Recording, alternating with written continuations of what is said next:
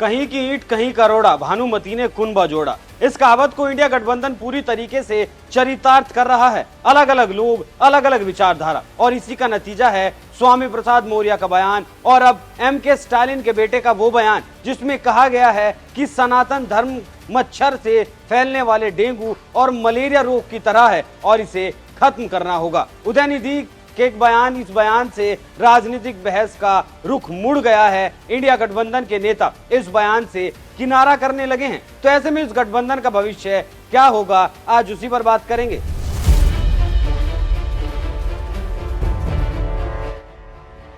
नमस्कार, NMF news देख रहे हैं आप। मैं हूं आपके साथ अभिषेक पुंडीर। राजनीतिक पार्टियां और उनके नेता जब चाहे जैसे चाहें सनातन धर्म को गाली देते आए हैं। खुद को समाजवादी कहने वाली पार्टी के नेता हों या फिर नीतीश कुमार के शिक्षा मंत्री हों या फिर अब तमिलनाडु के मुख्यमंत्री एम.के. स्टालिन के बेटे हों, जो सनातन धर्म को मच्छर की तरह खत्म करना चाहते हैं। सिर्फ मोदी को हराने के लिए जो गठबंधन बनाया गया है, क्या वो गठबंधन सनातन को किनारे रखकर जीत दर्ज कर सकता है? ऐसा संभव तो किसी लिहाज से नहीं लगता, लेकिन इतना जरूर है कि जब भी सनातन का मजाक उड़ाया गया है, राजनीतिक दलों को उसकी भरपाई करनी पड़ी है। लेकिन आज मैं आपको बताऊंगा कि इस बतौलेबाजी का इनके गठबंधन पर क्या असर पड़ने वाला है। दरअसल तमिलनाडु प्रोग्रेसिव रॉयटर्स फोरम ने एक कार्यक्रम का आयोजन किया जिसका नाम था सनातनम उन्मूलन सम्मेलन, और एम.के. स्टालिन के बेटे इसमें भाषण देने पहुंचे थे। उदयनिधि का ऐसा मानना है कि सनातन धर्म का विरोध नहीं किया जाना चाहिए, बल्कि उसे जड़ से उखाड़ कर फेंक देना चाहिए। सनातन धर्म मच्छर से फैलने वाले डेंगू और मलेरिया रोग की तरह है और इसे खत्म करना होगा। जो जहर उदयनिधि ने को उगलना था वो तो उन्होंने उगल दिया, लेकिन पिताजी तो अभी मुंबई में हुई बैठक में साथ फोटो खिंचवा कर आए हैं।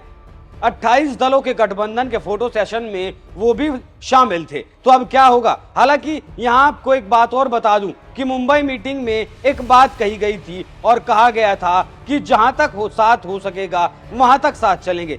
मतलब इंडिया गठबंधन को भी पूरी तरीके से विश्वास नहीं है कि आने वाले 2024 के लोकसभा चुनाव तक ये गठबंधन चल पाएगा। लेकिन जिस तरह के बयान अब सामने आ रहे हैं उससे तो नहीं लगता कि ये गठबंधन बहुत दूर तक जा पाएगा। सुनिए महाराष्ट्र कांग्रेस के नेता नाना पटोले का क्या कहना है।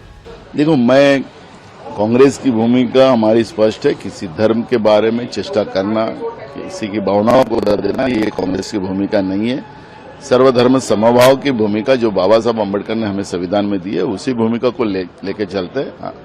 हम किसने क्या बोलना वो हमारे हाथ में थोड़ी है। उदयनिधि ने जो बयान दिया है, कांग्रेस उससे पल्ला झाड़ती हुई अब नजर आ रही है और उम्मीद है कोई भी पार्टी इस बयान का समर्थन नहीं करेगी, लेकिन कुछ नेता ऐसे भी सामने आएंगे जो इसका समर्थन करेंगे, और अगर वो करेंगे तो हिंदू वोटरों से हाथ धो बैठेंगे। सुनिए कांग्रेस नेता राशिद अल्वी का क्या कहना है। ये देश तमाम धर्मों की इज्जत के लिए जाना जाता है। हमारा संविधान इसीलिए सेकुलर है कि देश के अंदर भिन्न भिन्न धर्म रहते हैं, भिन्न भिन्न ज़बानें रहती हैं, ताकि देश को एक रखा जा सके। लेकिन पिछले 9 सालों में भारतीय जनता पार्टी ने धर्म को राजनीति में लाकर धर्म को पॉलिटिसाइज कर दिया है, और उसी का ये नतीजा है कि जिसकी मर्जी आती है वो किसी भी धर्म के मामले में कुछ भी बोल देता है। ये उसकी बड़ी मिसाल है। इसके लिए जिसने बोला है वो गलत बोला है, लेकिन उससे भी ज्यादा जिम्मेदारी भारतीय जनता पार्टी के नेताओं की है, जिन्होंने धर्म को राजनीति में ले आए हैं और उसे पॉलिटिसाइज किया। राशिद अल्वी ने उदयनिधि के बयान का खंडन जरूर किया, लेकिन साथ ही वो बीजेपी को भी घेरते नजर आए। वहीं राज्यसभा में आरजेडी सांसद उदयनिधि के समर्थन में खड़े दिखाई दिए। आपने सुना होगा डेंगू मलेरिया से कंपेयर। देखिए, मैं समझता हूं कि कभी कभी ना हम लोगों को प्रतीक मुहावरों के अंदर जाकर के सोचना होगा। इस देश में कबीर अगर आज पैदा हो जाए और वो दोहा पढ़ दे, जो तू बाभन बाभनी जाया अन बाट काहे नहीं आया, जो तू तुरक तुरक नहीं जाया भीतर ही खतना काहे न कराया, क्या करिएगा? कबीर को फांसी पे लटका दीजिएगा। एक हिंदुस्तान का एक मिजाज रहा है, कई लोगों की सनातन में कई सारी विकृतियां हैं। क्या जाति व्यवस्था अच्छी चीज है? क्यों सीवर में उतरने वाले की जाति नहीं बदलती है? ये सारे सवाल हैं। अगर किसी ने कुछ कह दिया तो लेके उड़ गए, कमाल की बात है। एक गठबंधन, 28 पार्टियां और तमाम नेता, सबकी अलग सोच। तो ऐसे में इस गठबंधन का भविष्य क्या है वो तो साफ तौर पर नजर आता है। देखिए, भारत जो है वो विविधताओं में एकता वाला देश है। यहाँ अलग अलग धर्म हैं, अलग अलग जातियाँ हैं, अलग अलग भाषाएं हैं, और हमारी खूबसूरती ये है कि इसके बावजूद हम सब लोग मिलकर एक साथ रहते हैं। हमको सभी धर्म का सम्मान करना चाहिए और किसी के धर्म के बारे में किसी को टिप्पणी करने की आवश्यकता नहीं है, बिल्कुल नहीं करना चाहिए, इस बात से बचना चाहिए। जहाँ तक सनातन धर्म का प्रश्न है, सनातन धर्म को बदनाम करने का, सनातन धर्म को पूरी दुनिया में उसके बारे में गलत संदेश देने का काम अगर कोई पार्टी कर रही है तो उसका नाम है भारतीय जनता पार्टी, जो चंदा चोरों की पार्टी है। और इन्होंने प्रभु श्री राम के नाम पे चंदा चोरी की। भारतीय जनता वो पार्टी है जिसके डिप्टी चीफ मिनिस्टर रहते हुए दिनेश शर्मा जी ने कहा था कि सीता मैया तो टेस्ट ट्यूब बेबी हैं। उनके नेता योगी आदित्यनाथ जी ने कहा था कि बजरंग बली तो दलित थे। उनके एक नेता हैं शिवराज सिंह जी, वो कहते हैं कि जो मोदी जी हैं वो तो भगवान श्री राम हैं, और अमित शाह जो हैं वो बजरंग बली हैं। इन लोगों ने काशी के अंदर 300 से ज़्यादा शिवलिंग तोड़े, और दिल्ली में इन लोगों ने, आपने देखा कि किस तरीके से फाउंटेन के लिए शिवलिंग का इस्तेमाल किया, अपमान किया शिवलिंग का, और उसके बाद बेशर्मी के साथ इनका बैठाया हुआ एलजी उसको डिफेंड भी कर रहा है, उसको महिमा मंडित कर रहा है कि हाँ ठीक है, शिवलिंग का अपमान हो गया। फव्वारा देखो उसमें। तो भारतीय जनता पार्टी जो है वो सनातन धर्म को पूरे देश और दुनिया में बदनाम करने का काम कर रही है। और जहाँ तक उदयनिधि मारन का सवाल है, मैं सिर्फ इतना कहना चाहता हूँ कि भारत के अंदर हमको सभी धर्मों का सम्मान करना चाहिए, किसी के धर्म के बारे में टिप्पणी करने की आवश्यकता नहीं।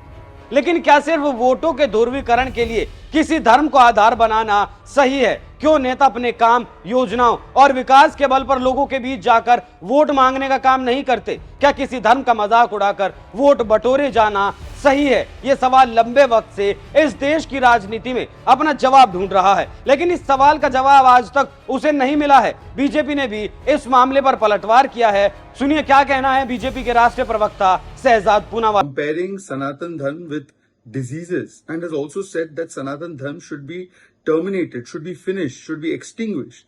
This is nothing less than a genocidal call, and it has been supported by Karti Chidambaram of the Congress Party. This shows the mindset of this alliance. It's not a one-off statement. Samajwadi Party says that Hindu Dharma is a dhoka. IUML had raised genocidal calls against Hindus in Kasaragod. MMK made a poster mocking Prabhu Shri Ram. We have seen the long history of Sanatan Virod by Congress Party, doubting existence of Prabhu Shri Ram, opposing the Ram Mandir, Hindu terror, Hindu is a dirty word, and so on and so forth, which has even been described in Manishankar Iyer's book. The question is that is this Mohabbat ki dukaan or is this Nafrat ke bhaijan? Mamata Banerjee refuses the tilak. This is the long pattern of Sanatan Virod. But now Uddhav Thackeray ji and members of this so-called alliance should tell us, is this the manner in which Judega Bharat, by calling for the extermination and termination of that faith which 80% of the people have astha in? Uddhav Thackeray ji, you talk about being a big champion of the Hindutva cause, but your own allies, right from abusing Hindutva, right from threatening Hindus, right from calling for the extermination of Sanatan Dharma, right from calling Hindu Dharma as a dhoka, they have made all kinds of choicest abuses against Hindu religion, Hindu faith and its believers only for vote bank politics. Yet Uddhav Thackeray ji has not a word to say.